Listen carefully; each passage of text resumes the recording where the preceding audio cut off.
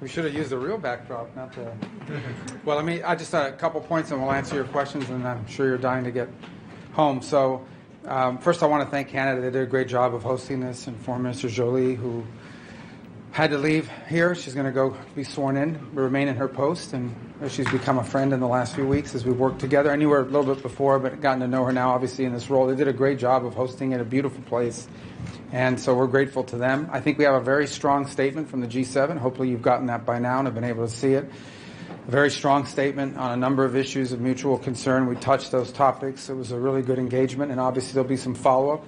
And it sort of sets up for the leaders' meeting later on this year, and we hope that'll be equally productive. But we felt really good about the statement, worked hard on it. I think it reflects our points on a number of topics.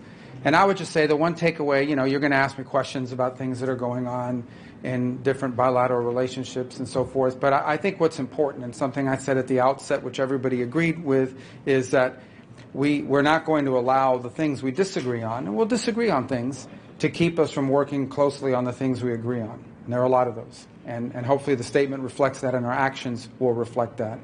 And so we feel really good about it. The other announcement, and I think that's already reflected in the President's statements, there was what we felt was a very positive and productive engagement yesterday with President Putin and Special Envoy Witkoff. Obviously, he is on his way back. He should be back, and hopefully we'll convene this weekend. We'll examine the Russian position more closely and determine, the President will then determine what the next steps are. Suffice it to say, I think there is reason to be cautiously optimistic. But by the same token, we continue to recognize this is a difficult and complex situation. It will not be easy. It will not be simple. But we certainly feel like we're at least some steps closer to ending this war and bringing peace. But it's still a long journey. It's a journey of many steps. But this is positive momentum. Obviously, we'll see what Russia and others are willing to do. It's not just Russia. Obviously, it has to be things acceptable to Ukraine. But it's been a good week in that front, but there's a lot of work that remains to be done. But, there's reason to be cautiously and optimistic, but we'll know more once Special Envoy Witkoff, Ambassador Witkoff returns, and we have a chance to all convene and talk about it. And obviously the President is the ultimate decider on next steps for the United States. Okay. Mr. Secretary, do you trust Putin? I think it's an irrelevant question. I think in foreign policy, it's not about trusting, it's about action. It's about things that you do. So in the end, on something like this, you can't just say you want peace, you have to do peace. And that's true for both sides in any conflict, so in any war and in any engagement. So I think ultimately all these things, I would just encourage you guys, if we're going to be serious about foreign policy, to sort of navigate away from some of this is not a reality show, this is not about personalities, this is very simple. You either do things or you don't. There are things you are doing and things you're not doing. And that's what foreign policy is driven by, and that's how our decisions should be driven by. So unfortunately, in foreign policy, oftentimes you will have to work with, I'm not talking about President Putin in particular, I'm talking about generally, you will have to work with people you don't like in foreign policy. And oftentimes you will have disagreements with people you like. Sometimes you will have to figure out how to work together with nations that are not aligned with you on most issues. And in some other cases, you may find yourself unaligned on an issue with a nation that you work with very closely on a bunch of other things. That's not just now true today. That has been true throughout the history of mankind and certainly the relations between nation states. So I think it's important. I get there's this temptation to cover foreign policy the way we cover domestic policy and the way we cover other things in our society. But foreign policy is about nation states pursuing what they have interpreted to be in their national interest. And balancing that is what the art of diplomacy and the work of foreign policy is all about. And so we need to sort of be mature and open-eyed and realistic without losing our idealism, without losing, what we hope the world will look like and want to shape it and be a part of. But by the same token, we have to make pragmatic decisions every single day, and that's not true today. That's always been true. Always. Secretary, do you have any top lines from Mr. Witkoff? This was a late meeting. It went hours long. Is there anything that he shared? And then when you do examine the Russian position, the comments by President Putin were quite convoluted and tough to decipher. I wonder if you think that he's playing for time. Well, I think you're not going to – this is not something that's going to play out in press conferences. As I stand at a press conference. But this is, these, again, I go back to the point I just made. When you want, if you think about the most recent example of ceasefire negotiations, which was what happened in Gaza and with Israel and so forth. Yeah, there were newspaper and there were articles and there was news stories about it, but ultimately you found out what the results were after the fact. And in the meantime, you saw public statements from different sides in regards to what they were going to do. I think this will be no different. So certainly, we're not going to make our foreign policy decisions on the basis of what a leader simply says at a press conference or somebody puts up on a social media post because you're some blogger close to the Kremlin or something like that. And likewise, I don't think they're going to do that either. So I would just say that this is going to play out the way things of this nature and caliber have traditionally and normally play out, and that is with the leaders of the countries involved speaking, not in front of the cameras, not in front of the media, but in these negotiations that happen and in these talks that happen. So I'm not going to comment on what President Putin said, other than he said he agreed with it in concept. So, with lots of reservations. Well, again, he said that at a press conference. As I said, and I go back to the phrase I used earlier, I think there is reason for cautious optimism that something good could come of this. Obviously, we're going to wait for Ambassador Witkoff to return. He's not back yet. We're going to reconvene. Obviously, I spoke to him late last night. He spoke to the president well before that. He may have spoken to other members of our team. I've been here. But ultimately, we're going to reconvene, and the president will have options available to him, and decisions will be made after that. But I don't want to speculate or characterize anything beyond what I've just said until we have had a chance to sit down with Ambassador Witkoff, who's still overseas and in travel. Can I just follow up on that point then, Mr. Secretary, because when on the way here you said you were seeking an unconditional acceptance. I mean, clearly Mr. Putin is adding a whole series of conditions, and also the President says this should be... Well, how do you know he's adding conditions? From what he said publicly. Well, I go back to the point I made. Let's let this thing play through, okay? And then let's figure out what... Let me at least talk to, let's the team get together on the state side of this and talk to Ambassador Witkoff and go through some of this. Again, we're not going to be involved in this process where I'm being asked to stake a position of U.S. policy on the basis of what someone said at a press conference yesterday. So we're going to work through this thing in a normal, sane fashion. We'll figure out where we are based on what I know at this moment. With my conversation with Ambassador Witkoff, he's not here yet, I feel like there's reason for cautious optimism. I think the President shared that today in his Truth Social post. But there's a lot of work. No, I have never told anybody that this is going to be easy, fast, simple, slam dunk. It'll be hard, but it's important work. We are a better place today, I hope, I believe, we have reason to believe, than we were a week ago. But we still have a long ways to go. It could come together pretty quickly if everyone aligns, but I don't know how aligned we are yet. That's what we're about to find out.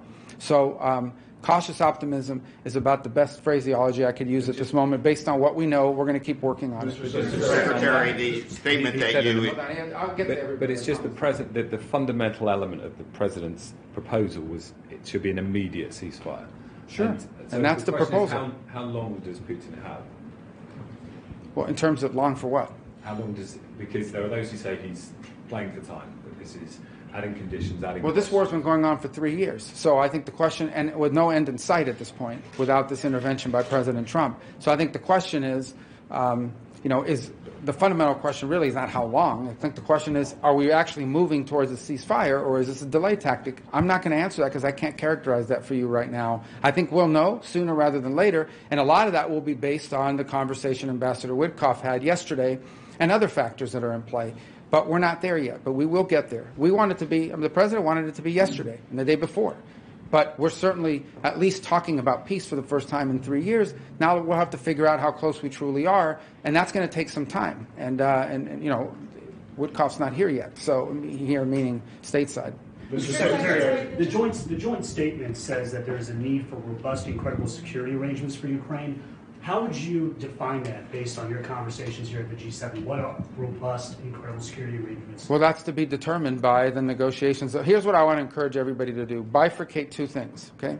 The ceasefire and the conditions for everybody to stop shooting at each other. What will it take to get everybody to stop shooting at each other? And then moving to a negotiating table on settling the war with finality. Two separate processes. Process number one is, what do we need from both sides in order to stop the shooting and the fighting, so that you can get to a negotiating table? That's the second phase. As part of that second phase, there will obviously be every country in the world has a right to security, has a right to defend itself, has a right to protect its territory. That will have to be part of that conversation. And it will have to be something that involves not simply the views of the United States, but other countries that are involved in it. I've repeated this over and over again. The European Union has imposed significant sanctions on the Russian Federation and on individuals inside of Russia. So they will have to be consulted and they'll have to be engaged in this process and so forth. So let's not predetermine or start putting everything ahead of itself here.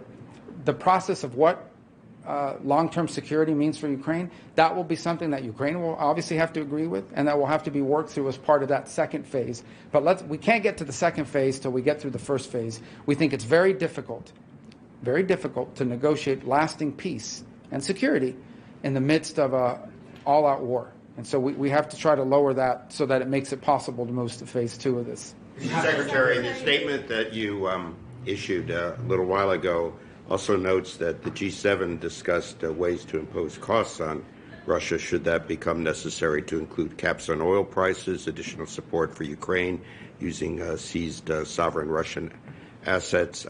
Was there, but it said it discussed them, you didn't agree on them. Is there any agreement within the G7 on these particular measures, just what they should be in what order and what might trigger them, and why did you discuss them if you're so cautiously optimistic? Well, first of all, they were raised because the Europeans have their own set of sanctions and new ones they would like to impose. And certainly the United States is not a member of the EU. We don't have a vote at the EU. And so whatever they determine and decide to do, we can't control it. They ask us for our input, we'll give it to them, but that's not what's happening right now. So yes, it was discussed.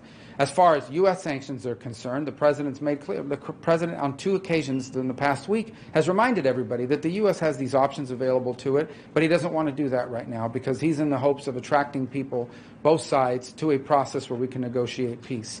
And I'll leave it at that. There really is nothing to add to that at this point. Mr. Secretary, go ahead. Hold on one second. Yes. Reaffirmed unwavering support for Ukraine's territorial integrity, which has been largely absent in various U.S. states since January 20th.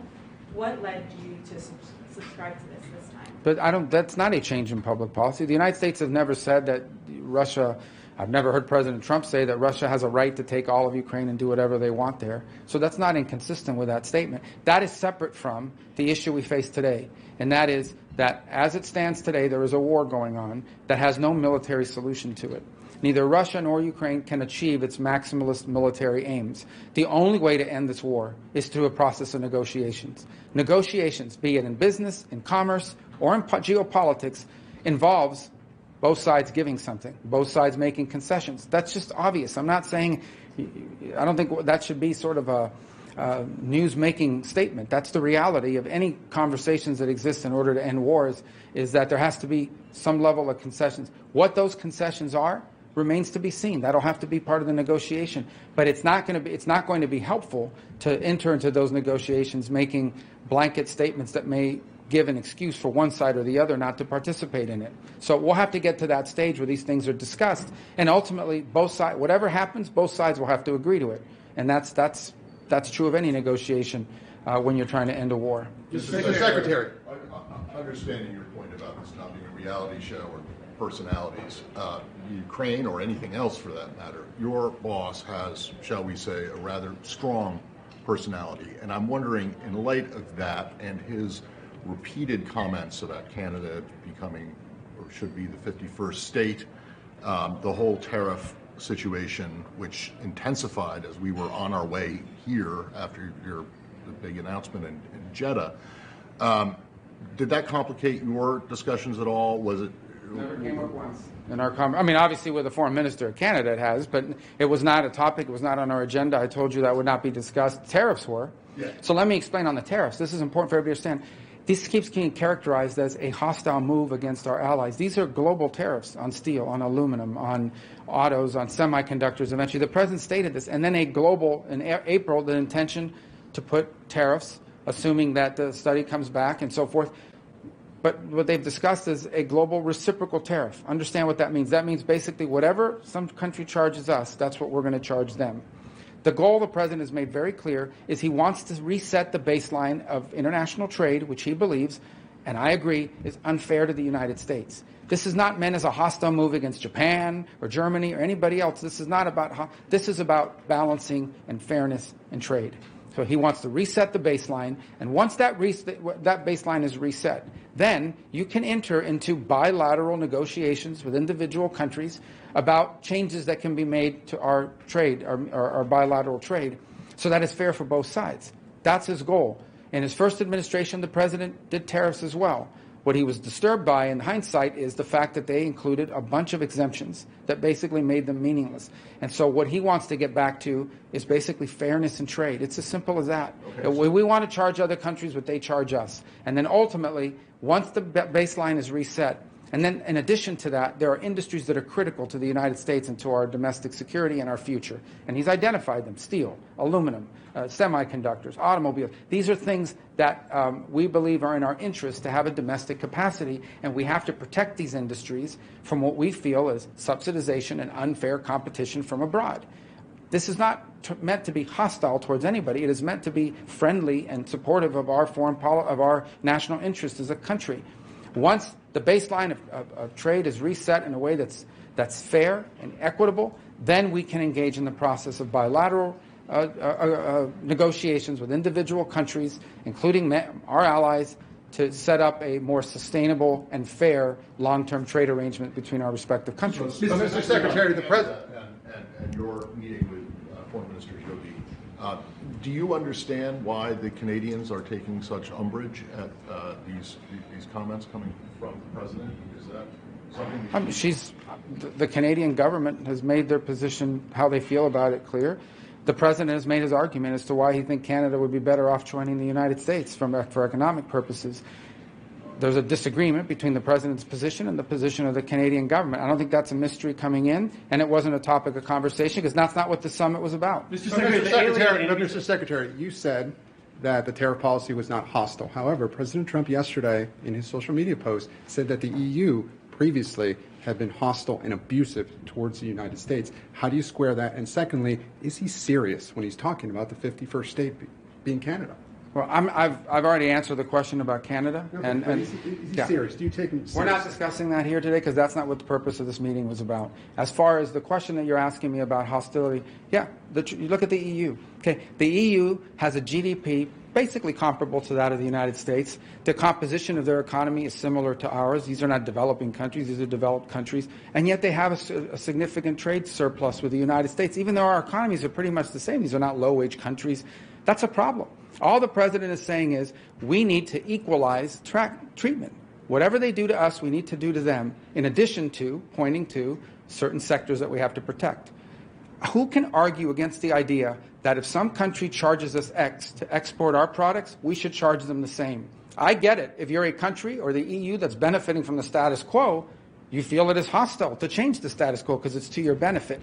The problem is the President of the United States is looking out for the United States, both in national security and in economic relations. We will reset the basis of our trade relationship, and then we can enter into negotiations for something that's enduring and fair to both sides. That's what the President seeks to do, and that's what it begins by resetting, at a reciprocal way, the amount of tariffs we charge one another in our trade relations. Mr. Secretary, I take your 1798. If I can follow up, Mr. Secretary, I know that we're not speaking about Canada becoming the 51st state at this meeting, but I'm asking you now, do you consider what the President has said about Canada becoming the 51st state?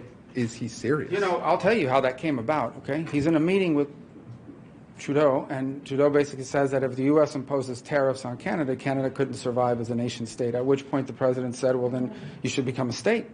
And that's where this began. That said, the President has made an argument for why. He says he loves Canada. He says he made an argument for why Canada would be better off joining the United States from an economic perspective and the like. He's made that argument repeatedly, and I think it stands for itself. But is it counterproductive?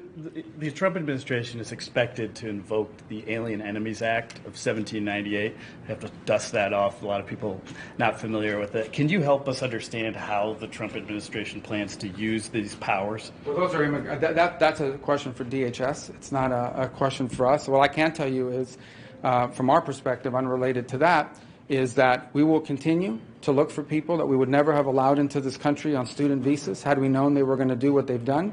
But now that they've done it, we're going to get rid of them. And we are continuing to look for that. And so in the days to come, you should expect more visas will be revoked as we identify people that we should never have allowed in because they lied to us. When they said they were coming here to be students, they didn't say they were coming here to occupy university buildings and vandalize them and tear them apart and have campuses hostage. If they had told us that, we would never have given them a student visa. Now that they've done it, we will revoke those visas. And as the days go on, every time we have a chance to revoke them, we will, because it's not in the national interest of the United States for them to be here. So let's wrap up, guys, so we can get on. The G7's joint statement has some very strong language on China. Could you please describe the sentiment of the discussion behind closed door? And also, do you have anything on a potential meeting between President Trump and CCP Secretary General Xi Jinping? Will that be in China or in the United States? Thank you. Well, I think the president at some point will meet. They will meet. I don't know when that'll be. I don't believe there are any plans currently for that to happen, but I'm sure it will happen at some point. The president engaged with him in his first term, and I expect he will do so again, and he should. These are the leaders of two big, important, powerful countries, and the leaders of powerful countries, whether they agree on things or not, should communicate for the safety and well-being of the world. As far as the statement is concerned, I think it reflects a growing acknowledgement that the Chinese Communist Party has pursued both economic and foreign policies that allow them to benefit from all the good things about the global order, but ignore all of its responsibilities in ways that leave us in danger of being, not just us, but the broader world, of being overly dependent on China for critical supply chains, for rare earth minerals, for key technologies. In the case of Europe, you'll continue to hear a lot of frustration on their part that Chinese overproduction, for example, of electric vehicles are dumped into their economies. And so guess what they have done? They have imposed tariffs. You know what Canada did? They've imposed tariffs on China as well, because that's what countries do when they feel like they're being treated unfairly in trade and commerce. And we support them in doing that. We think that was the right choice in their regard. And we've imposed tariffs on China as well. All right. Is there an offer? You said that Ukraine would have to make concessions both sides. So will Russia, right. What is your description of territorial integrity when it comes to Ukraine? Is it pre- Guys, again, that's what we're going to have. Let's please. I get it, but let me just put it to you this way. There's two processes here. Process number one is how can we get shooting to stop? Because we think it's very difficult to negotiate peace while there's still shooting going on and attacks. What can we do to get that to stop to the extent possible? How can we get as much hostility as possible to stop so we can get to phase two of this process, which is negotiating these things that you're asking me about? I'm just stating the obvious. When people sit down and negotiate an end to wars, there's usually a give and take. What that give and take is depends on the parties that are at the table. We're not going to predetermine anything, but that's what's going to take to end the war. If there's an off-ramp on the trade, it's not about an off-ramp on the trade. There's not a trade war. This is the United States is resetting its trade relations globally, okay, and resetting relations globally to a level of equilibrium, to a level of reciprocity. And then once that's reset, we can then engage in the process of bilateral talks with Japan, with the UK, with France, with Germany, with the EU, whoever, to figure out, okay, how do we reset our trade relations so that it's fair? Because right now it's not fair. It's as simple as that. That president has stated that repeatedly. And so these are the steps that it takes to get us to that point. You can't, if you do it the other way, which is let's renegotiate, or why would they renegotiate their trade relationship with the United States if the status quo was beneficial to them? Why would someone give up something that's good for them? You have to make it fair, and then you can negotiate out, how do we get to a place that's mutually beneficial? Because the current piece of it is just not sustainable. All right? How's your relationship with Elon Musk? Thank you, guys. Thank you.